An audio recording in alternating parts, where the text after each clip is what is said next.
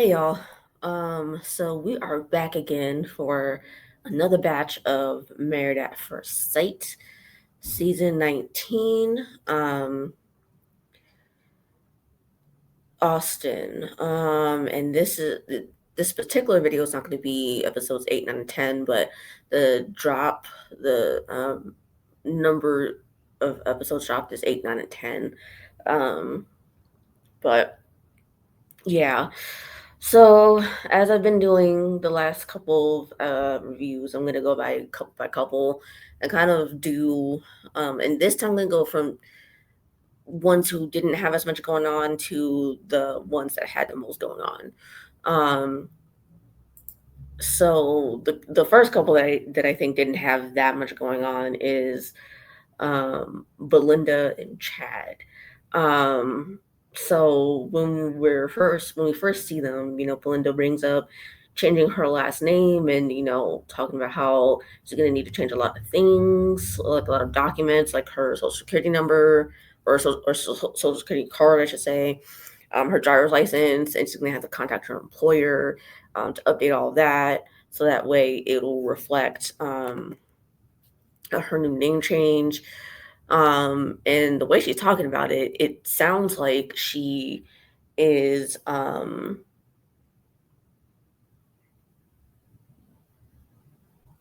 she feels annoyed that she's burdened by this, but I maybe I'm reading a little bit too much into this.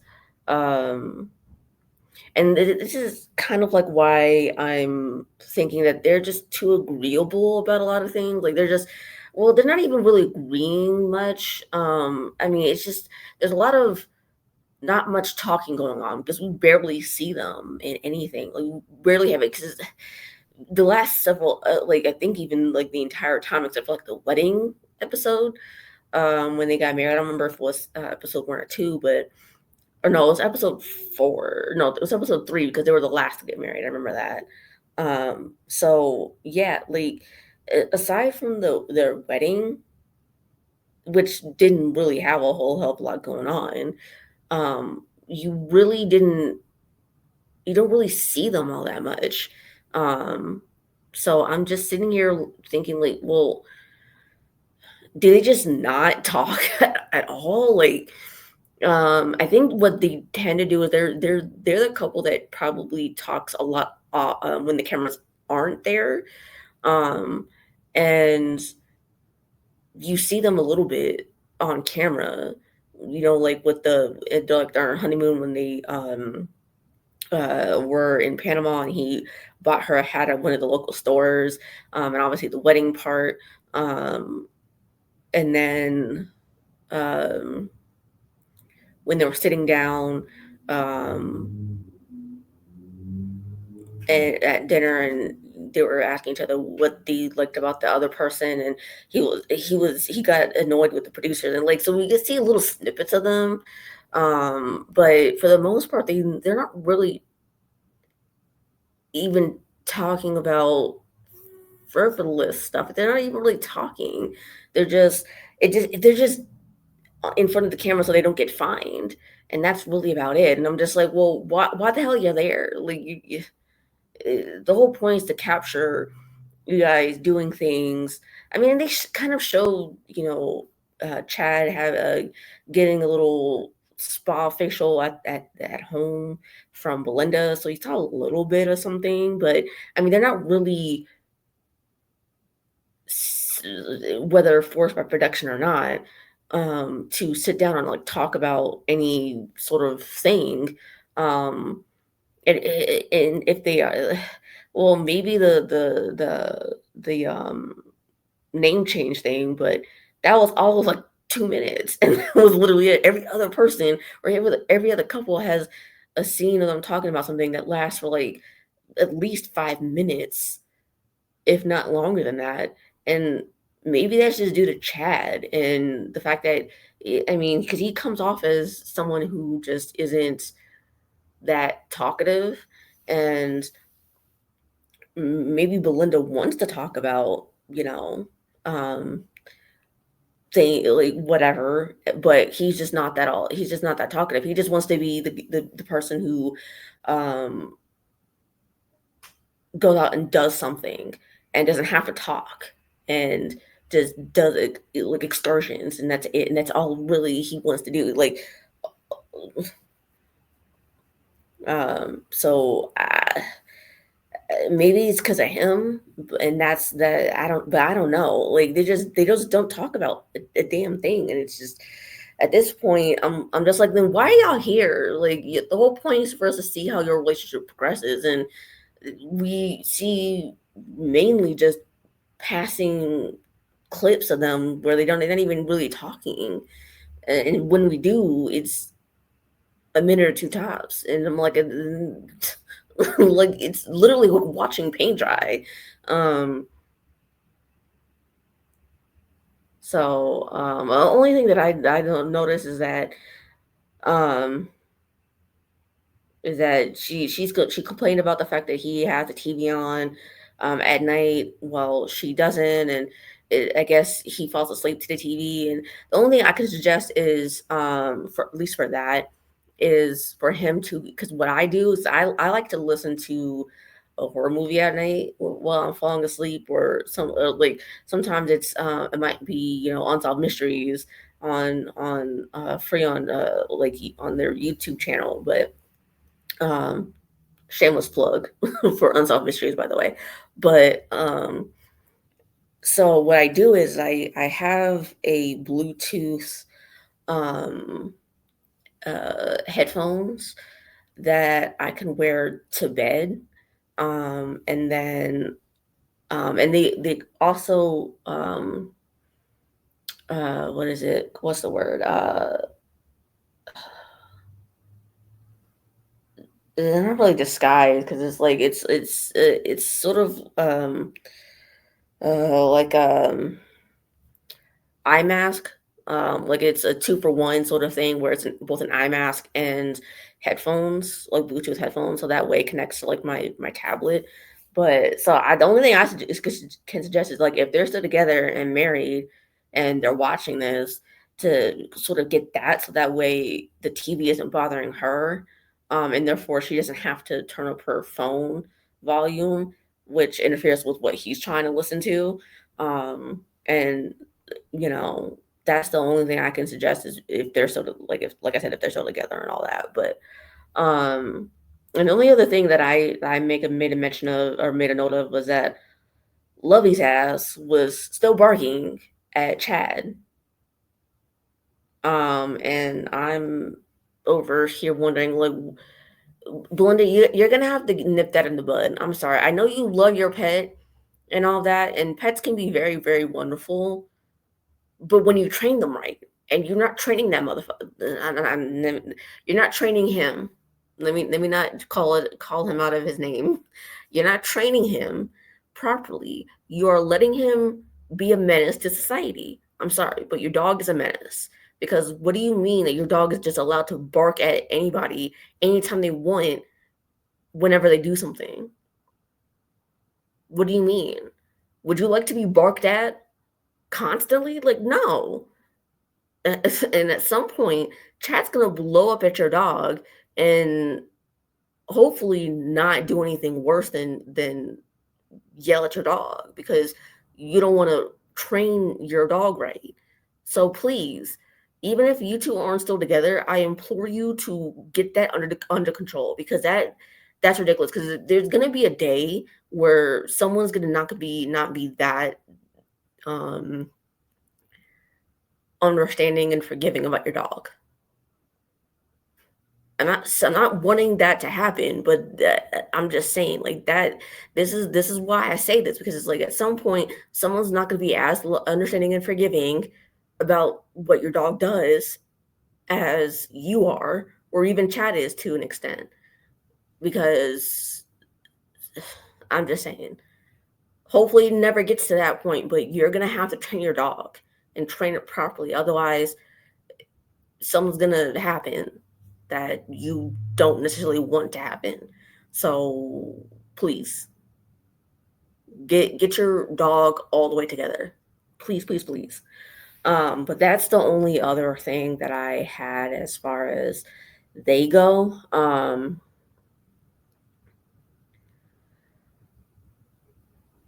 now, Pat and Rhonda, I believe are the next one. Yeah.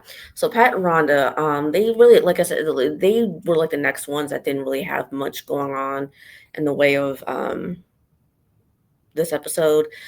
But on the 1 month, um, Pat and Rhonda wake up early to watch space launches. Um, and I was like, this boy, this man, he is so happy to finally share something with her that revolves around him. I'm like, poor little Tink Tink. He is just happy as anything can be. I mean, child. Anyway, like he's just so happy. He is just happy, happy, happy that he can finally share something that is just about him,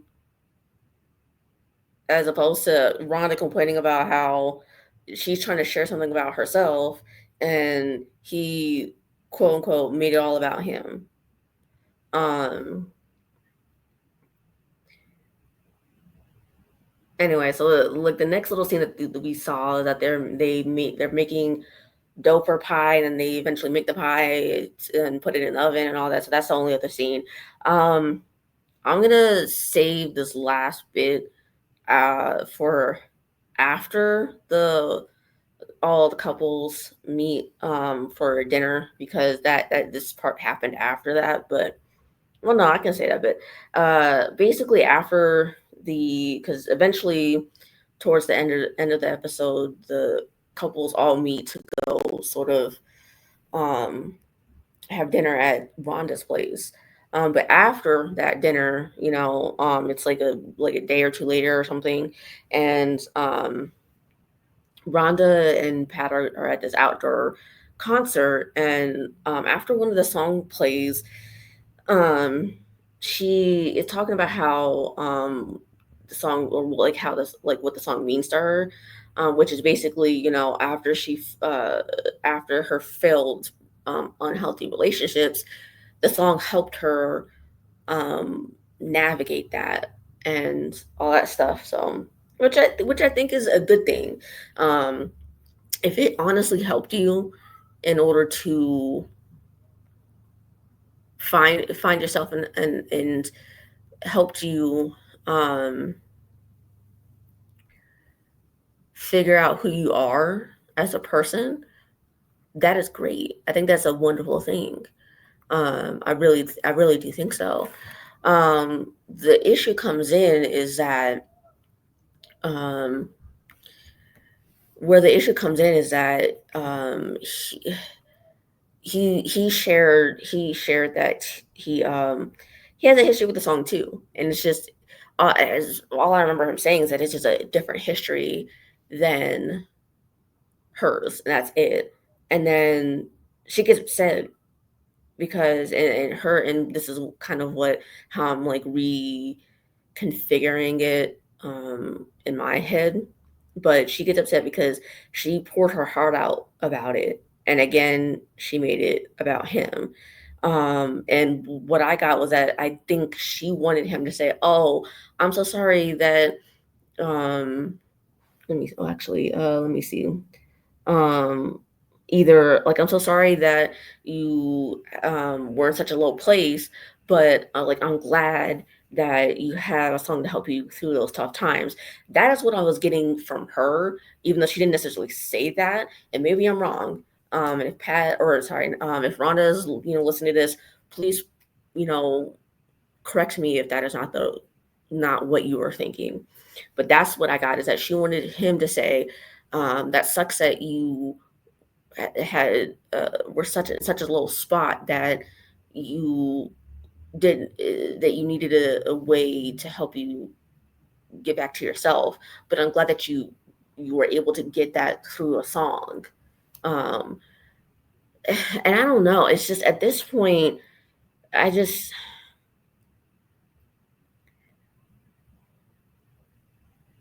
I'm just wondering how else is he supposed to connect with her? I mean, yes, he could have said it just the way had just said it a moment ago, but at some point, he's gonna want to connect with you somehow. and he's not going to have the right answers every single time. And if every single time he tries to say, "Oh well, you know, this is how I view it," um, he's not going to be able to say it exactly how you want him to say it. And if that's how how he's going to say it to you, and you get highly upset every single time he tries to connect with you on anything, then at some point, like, I don't know. And some part of me feels like she wants him to feel down all the time with her sad stories. And I'm not saying that that's necessarily true. It's just, I don't know. Like, what do you want him to say, girl? Like, I don't understand what do you want him to say? Like, I mean, I mean, well, on the one hand, I think maybe she wants him to say what I said before about how, you know, I'm glad you were able, like, it sucks that you were feeling so low, but I'm glad you found a way to find yourself through music and all that. Like, and on the one hand, I feel like maybe she wants him to say that, but on the other hand, it's like I also don't know what she wants him to say, because it's like on some level, I don't think she wants him to say that either. So it's like, I don't know. Like, what do you want him to say? Like all she says is, well, he made it a way to, like, I'm pouring my heart out, and he made it found a way to make it about himself. Like, well, then what the fuck do you want him to say, girl? What the hell do you want him to say? Like, I don't get it. Like, what do you want him to say? Because all you say is like, well, he found a way to make it about himself. Well, then tell me what you want him to say. Like, because Brittany has no, she has no trouble. I mean, even if it is to the producers, saying to the producers what she wants Will to say to her, or about, whatever situation. Take, for example, the house. She wanted him to be like, "Oh, you have a nice house," and like she at least gave something about what she wanted him to say. But with this, it's like, well, what do you want him to say? Like, I mean, do you want to say that sucks? I'm sorry that you had to feel that way. Like, what do you want me to say? And it's like, I mean, because the context of the conversation is depressing. I'm sorry, it's depressing. So, I mean, I don't know because I understand Pat in that situation, because there have been cases where I was talking to someone and they shared like a sad story, and I'm like, well, I don't know what to say. It's like, other than I'm sorry. I'm like, well, what do you want me to say? Like, I can't now. I don't know what else to say. Like, I don't other than I'm sorry, and to just leave the conversation hanging. Like, what else do you want me to say? Like, besides I'm sorry. That sucks. Like, that, because that's just such a depressing conversation, and I'm like, well, now the conversation's gonna just stop because it's it's just depressing. There's no other word to describe it. It's just just saddening and depressing. And I'm like, well, okay, let's go our separate ways then. Because like at this point, like I don't know what else to say to you.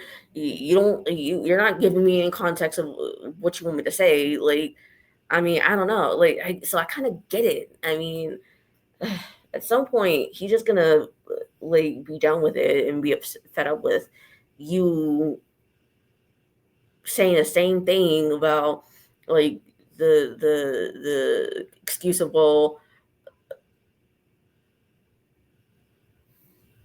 he always turns the conversation around back to him. Like, he's just trying to connect with you on some level with what y'all are doing. In this case, y'all are talking about a song that just finished playing, and how else is he supposed to share about himself and let you know how, like, anything about him?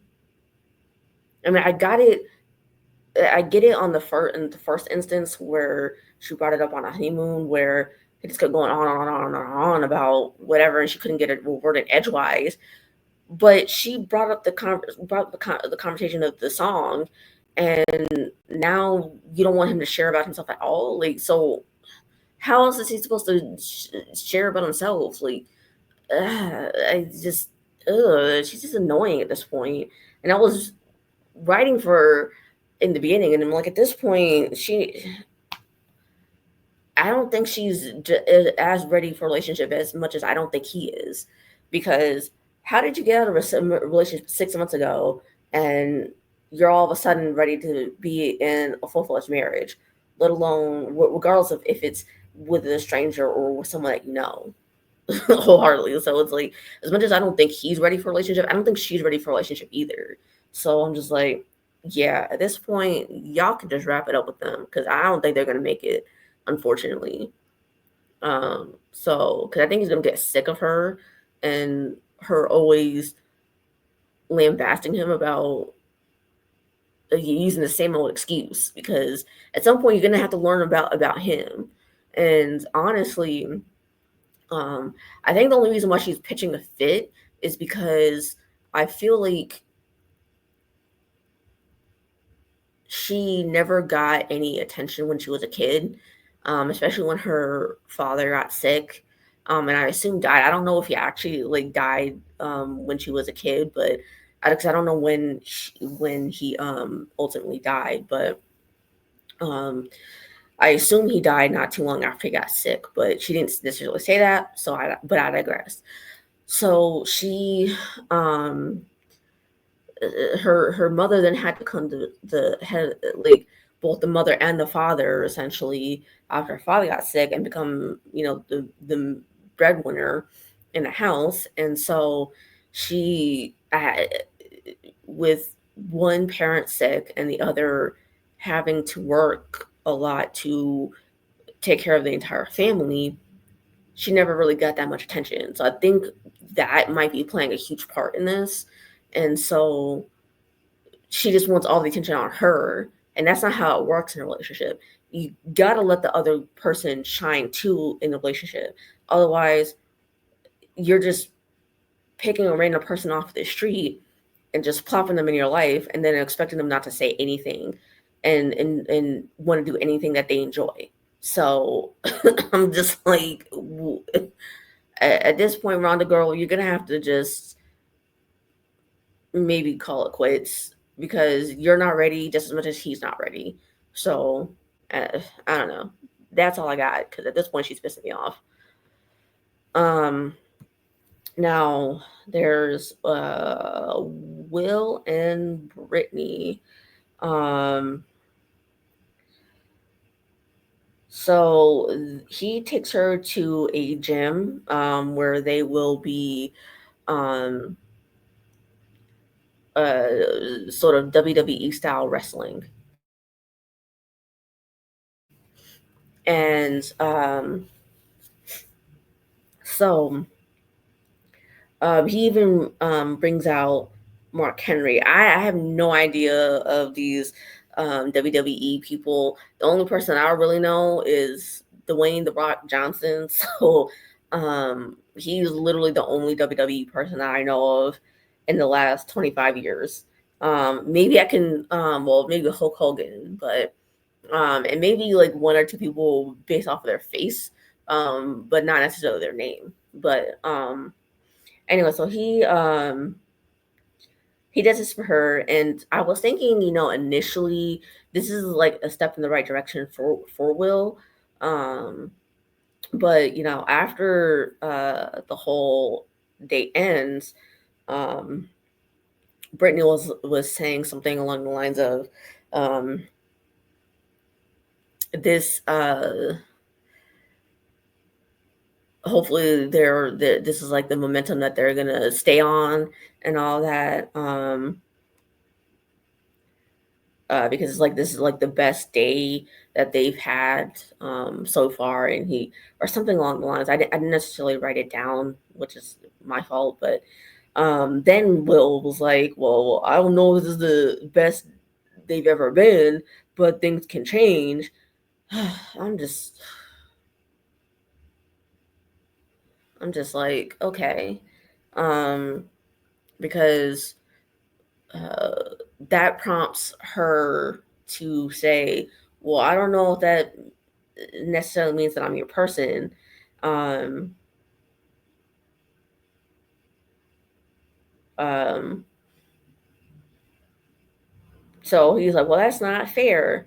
Uh, I don't know. And the way he was looking with those squinty eyes, and he squinted his eyes, and he was kind of looking at her like craning his neck to kind of look at her sideways or whatever. And I'm just like, why are you looking at her like that? Stop it. I mean, at this point, I'm starting to think that he's triggering her on purpose, and it's going to be even more so um, later on when they're by themselves um, in the back of the apartment. And I'm just like, dude, you need to be quiet with your voluptuous noggin, like you like to call, like you told her on the honeymoon. I'm just like, at this point, I'm gonna knock his blockhead off his shoulders. I'm like, please stop it. But anyways, back at the apartment, they get well, all the couples get a sort of, you know, crate full of things from their honeymoon or from the wedding, I should say. And so when they get theirs, she starts reading off of her vows of what she said at their wedding. So after each statement, he's like, well, for instance, she asked him um, uh, if do I make you laugh, and he says on occasion. Then she then says, well, do I make you happy? And she says, some days, yeah, for sure. Uh, talk about freaking negging. I'm like, Will, shut up. Shut up. You do not like her. Clearly, you do not like her at all. Clearly, you do not like her whatsoever. You do not like her. And I'm so sick of you making little digs at her. Whether you mean to or not, that's what you're doing. And if I need to kind of put a nicer word on it for you, you're making little caveats. Like you don't need to say on occasion or yeah, some days for sure. Like you don't need to you don't need to say that. That sounds and feels like negging. Whether that's what you mean to do or not, that's what you're doing. And at this point, all you had to do was say, yes, you make me happy. And yes, you do make me laugh. You don't need to say on occasion or some days, yeah, for sure. Like you don't need to do that. That just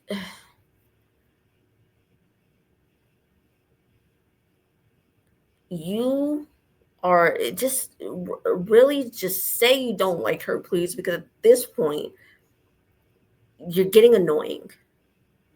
You're getting really annoying because at this if there was a girl that you really really liked and she had done this to you, you would not like it at all. You would feel like she's feeling. And while I don't necessarily think that her anxiousness is the best and she needs to work on being so anxiously attached, I can see why she feels anxiously attached because you're giving her literally nothing, and you're making little digs and caveats and saying oh voluptuous noggin and yeah, on occasion you make me laugh. Like even if that's technically true, you don't need to say, well, on occasion you make me laugh. You don't need to say that. Just say, yes, you do make me laugh. Because that is also true.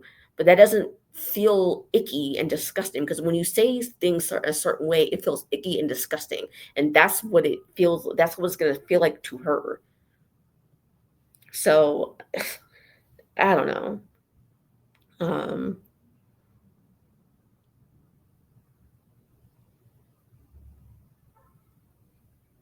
and it's just when you do these little caveat things, you sound like you don't care about her at all as a romantic partner and as a potential forever romantic partner. You sound like you maybe tolerate her as an acquaintance or a friend, and that's just about it.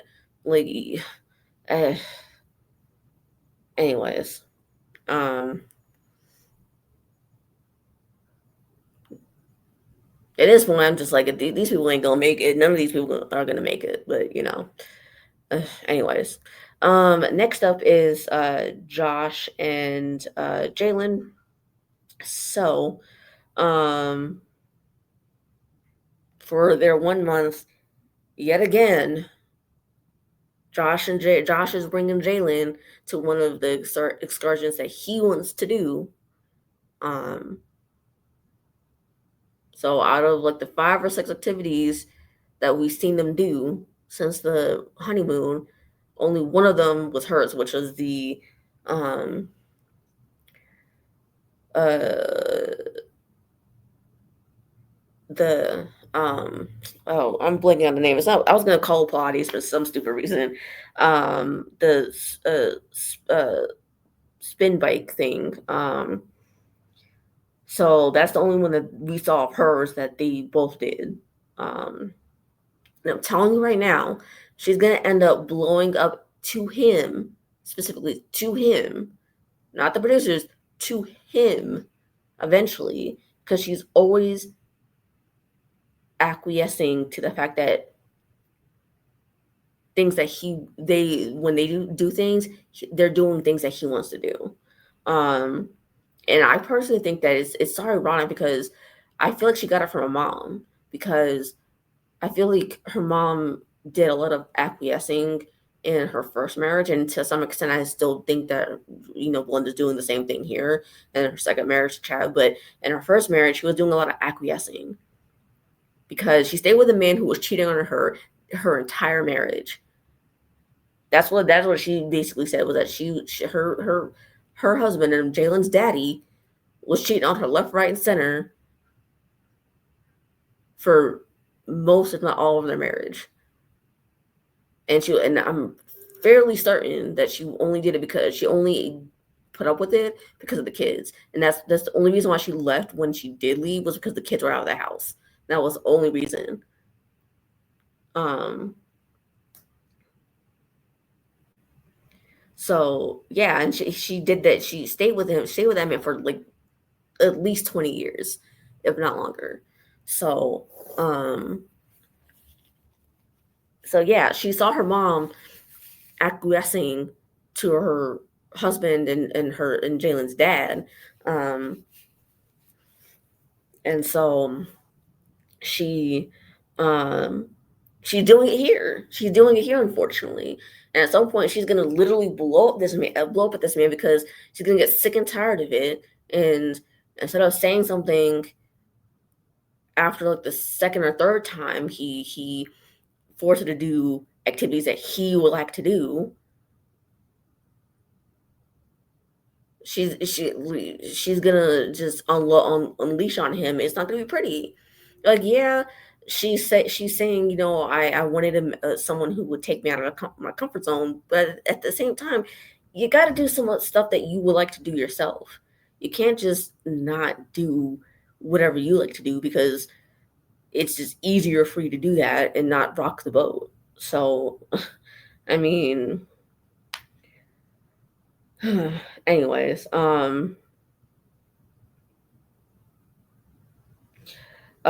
back at the apartment, they are looking through the little box that the experts provided for them from their wedding.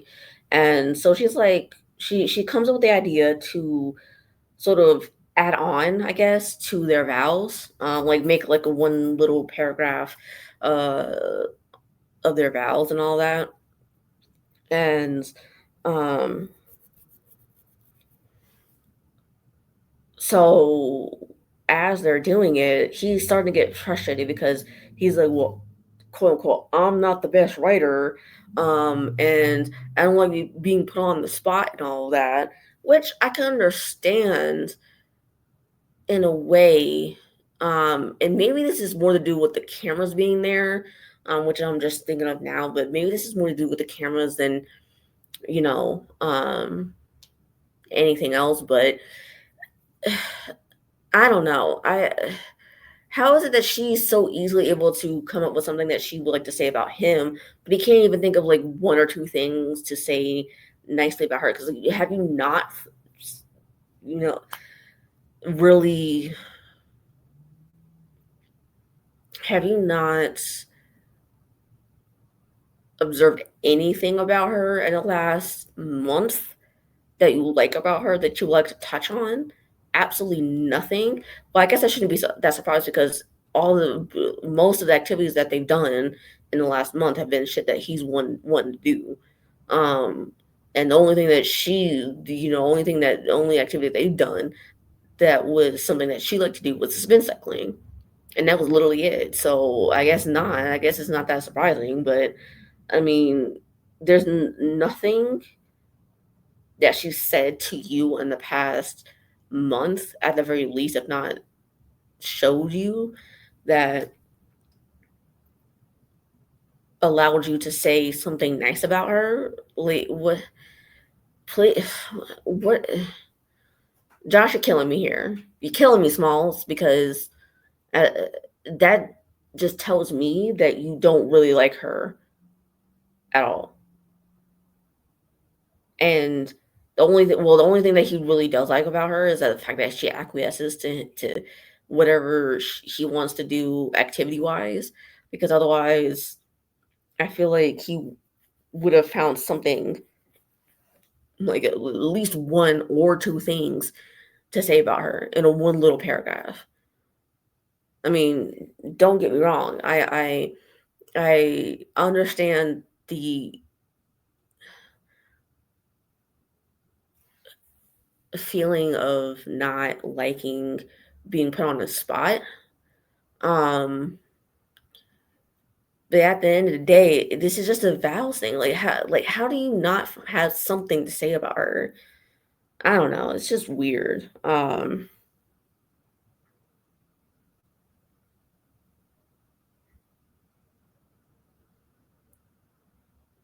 then, here she goes talking in her soul confessionals to the producers, you know, um, I find it she basically says, "I find it funny that I could do the skydiving thing for him, but he can't do this one little thing for me." I'm telling you, she said it, sweetly there, but I'm telling you, when she finally says it to him to his face, she's not gonna say it so nicely, and it's gonna she's gonna say something that is gonna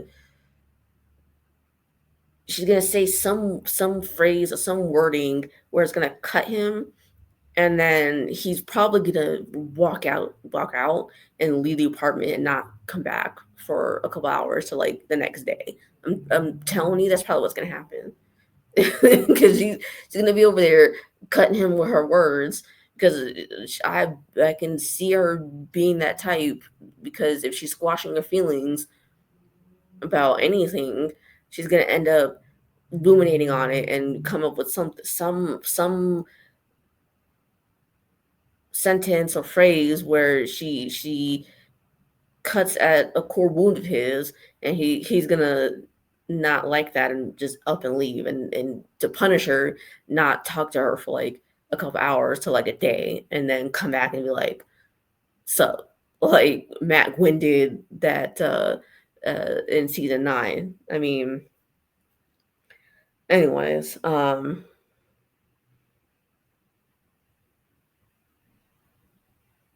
so after like a day or two after they had that dinner at Rhonda's house, they eventually hang out with Josh and his friend David, um, and somehow the conversation ends up turning to exes. I'm not exactly sure how, but it ends up turning to exes, and he eventually says that he unfollowed his ex supposedly on social media, and Jalen's asked him, "Did you really do that?"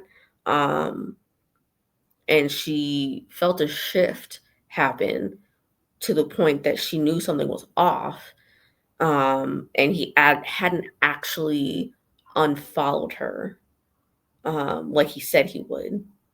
Um, and he basically said, I didn't lie to you, but you did.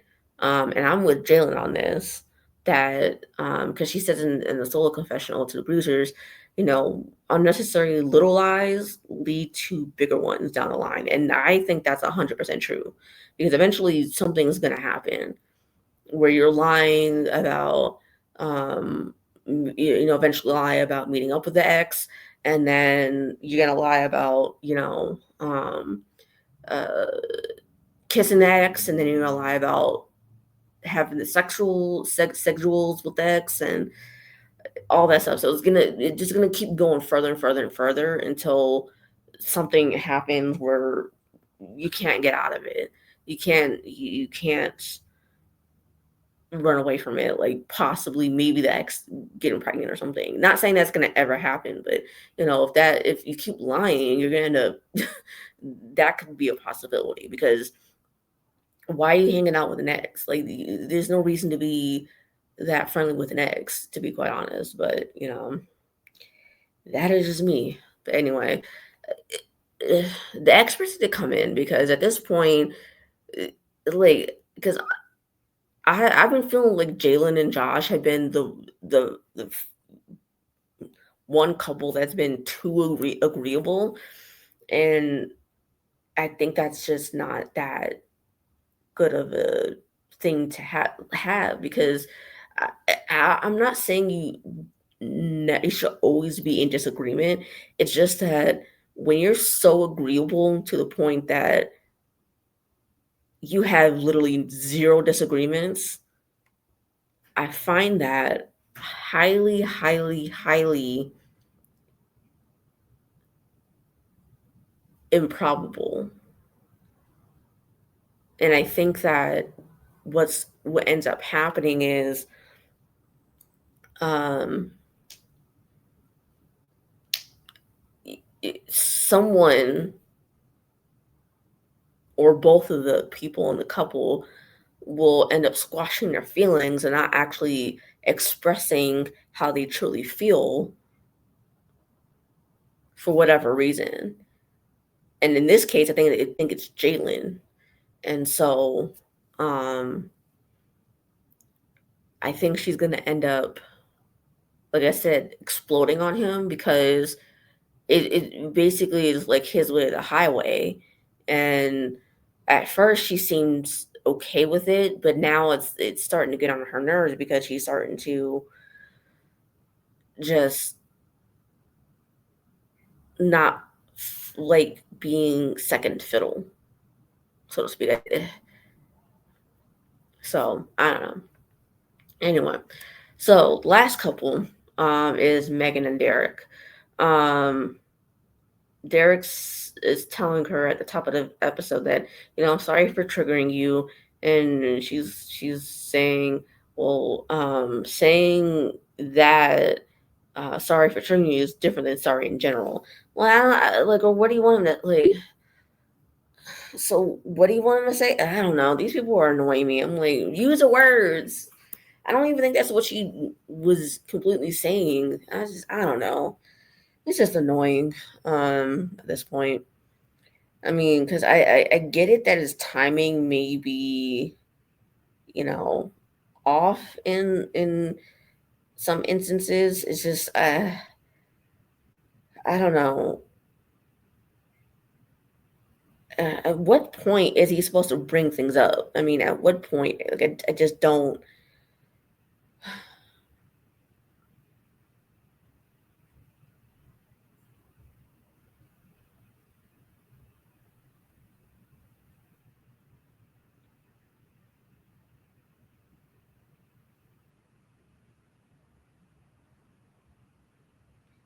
Um,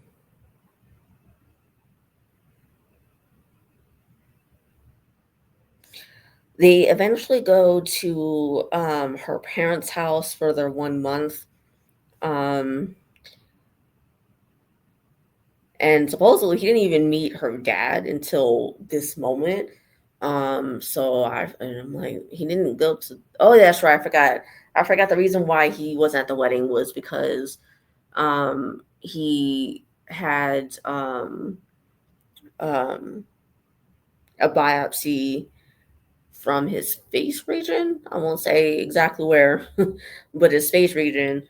Um, and I guess to be safe, health wise, he didn't go because I guess it was like an open wound, still.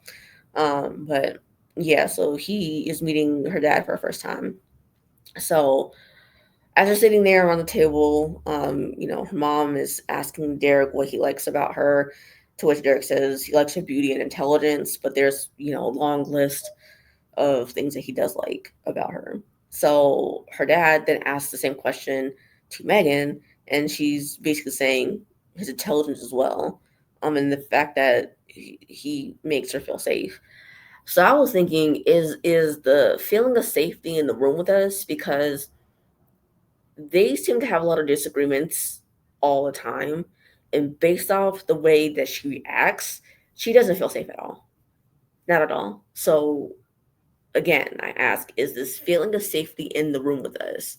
Because even when, um, even later when they're all at the table at Rhonda's house, she was real snippy with her words, just saying and being a mimic bird essentially. And so I don't know. Um, they all do this, sort of conversation about kids and how expensive they are, and 3 kids might be a lot, even financially. So I could tell Megan was, or Derek was, not happy about I guess, quote unquote, ganging up on him and trying to make him feel a certain way. But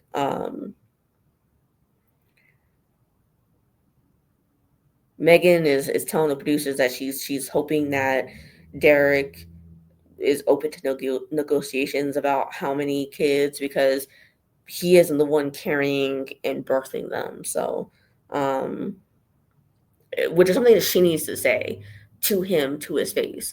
Like, look, at the end of the day, I'm the one carrying said children, and I'm the one birthing these children.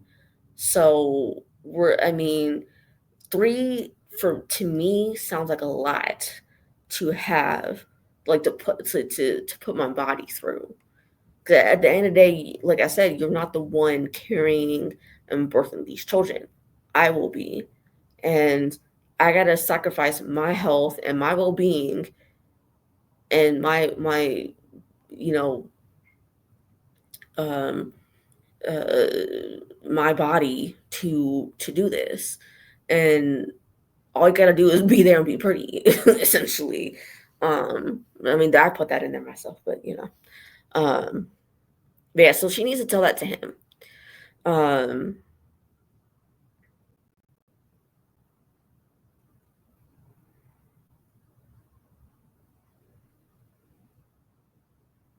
so they get back to the apartment and they sort of talk about the timeline of when they wanted to do it and like or when they want to have kids and they really didn't come to any sort of conclusion. So I'm not even gonna go through that entire spiel, but um and this is where I got this like sort of epiphany where I was because she seemed more amenable to talking about kids in this situation or in this instance. Even if it was a little bit more lighthearted and jokey, I still felt like she was more amenable to have that discussion. And I think the reason why is because, they were already talking about the subject of kids. Um, and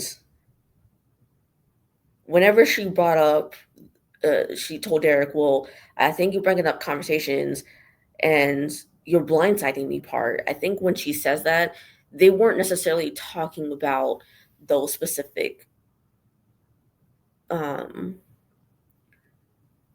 topics at all.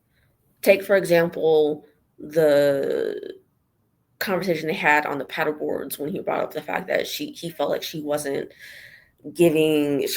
asking more questions about him, um, to get to know him. They weren't talking about asking questions. They were literally just on the paddleboard trying to learn how to paddleboard, and that's it. Um, and so for her, that felt like a blindside because that was like a sort of negative conversation, and I guess in her mind, and so she didn't like that, and so she quote unquote felt blindsided. Now, fast forward to when they're back home in Austin and they're at her job or at her place of work where they're in her office and they're sort of throwing the rings on the little board and trying to get the highest score or highest numbers. Um, and they're not really talking about kids. Um, they're just, chit chatting the day away while they're playing the game. Then all of a sudden he brings up kids. So now she feels blindsided, and so now she feels like a negative emotion with feeling blindsided. So, yeah. So I think for her, she wants to actually start. Like she actually wants to be on that specific topic, and that's why she's always saying, "Well, you're blindsiding me."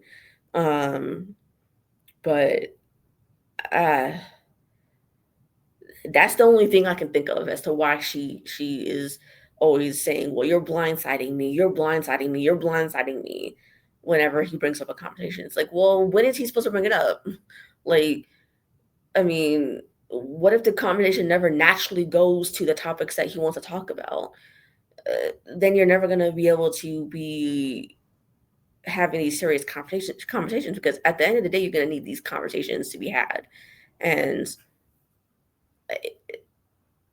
if you're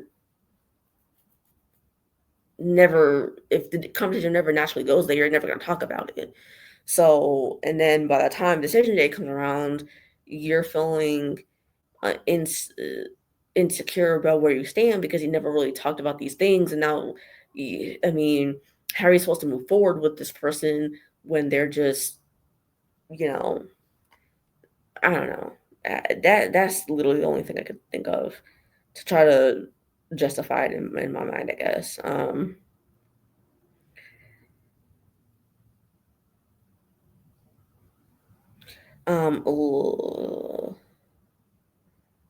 Later, um, they end up going to a vineyard and staying the night.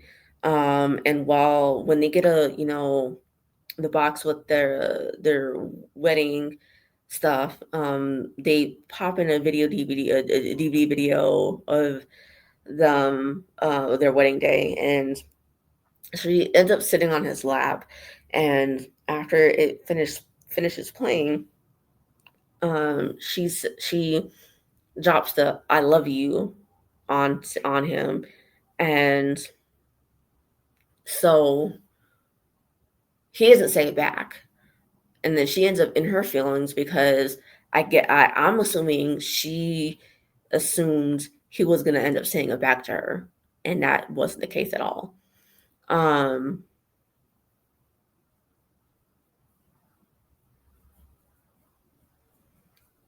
and I mean, I don't know how. I mean, he's not obligated to tell you that, girly pop. Like he's not obligated. Like he needs to say it when he feels it's right to say it to you. Because if he's just saying it just to say it back to you, that's not being genuine. So you'd rather a man just say "I love you" just to say "I love you" and not actually mean it. Because if he doesn't actually mean it at all, it's just you're gonna get upset because he didn't actually mean it. So what do you want from me at that point? Um, so yeah, I'm like, please, come on, stop.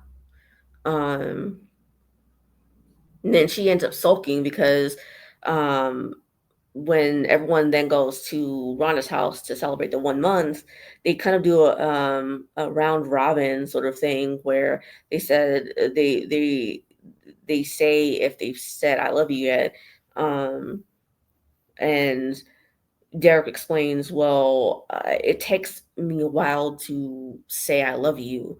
And he's just speaking for himself, which I understand. Like, I don't want to like, say, I think I speak for the both of us when it's not necessarily true for her.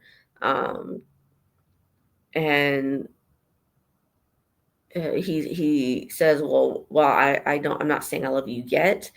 I'm on the path to that. And Megan's like, same. I'm like, girl, clearly you're behind doesn't feel that way because you already done said it. You have video proof. I even went back and rewound it to make sure I heard you say that you love him, and you did say that, Goalie Pop.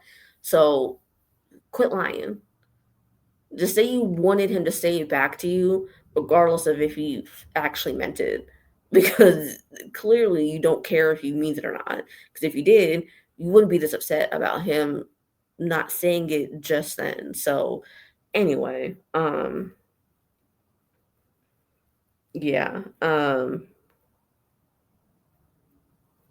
honestly, I think Derek picked up on it because when he's uncomfortable about something, he what he ends up doing is he clears his throat, and that's what he did. And he also took a sip of water, because he did that same throat clearing when they were talking about um, Zoe sleeping in the bed, and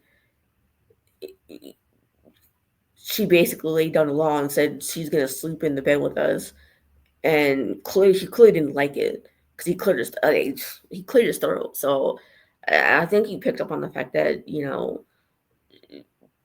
she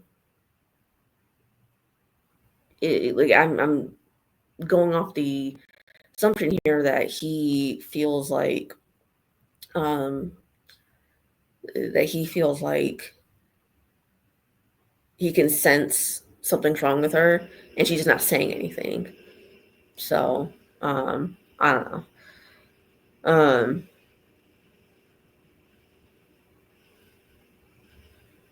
yeah. I don't know. At this point, um, I think that none of these couples are gonna stay together. I don't think or if they do, they're not gonna be together by the reunion. Um, I mean, if anything, I think at this point, the only ones that may stay together on decision day is Chad and Belinda. But like I said, I think the only reason is because we're not really seeing much of anything, um, conversation wise when it comes to them. Um,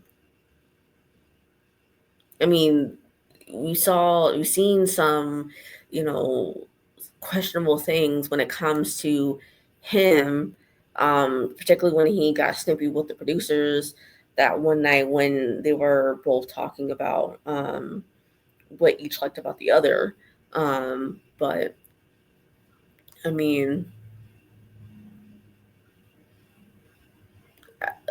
I don't know. I truly don't see it for the rest of them.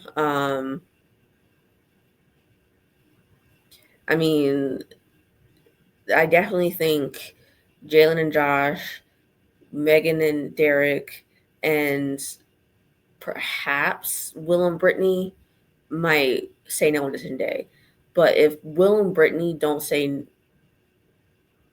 no and they both say yes, they're definitely not going to be together by the reunion. But I definitely think, um, at this point, I think um, Chad, I was gonna call Rhonda, Chad and Belinda are gonna say yes, just to look like they're happy and thriving, and then next thing you know, they're gonna be at the reunion talking about um, we had these explosive arguments off camera, and all that. So I don't know. But that's all I have for this episode. Let me know what you guys thought of this particular episode, and um, if you agree or not, have a differing opinion about anything that I said, and I'll meet you guys there. Bye.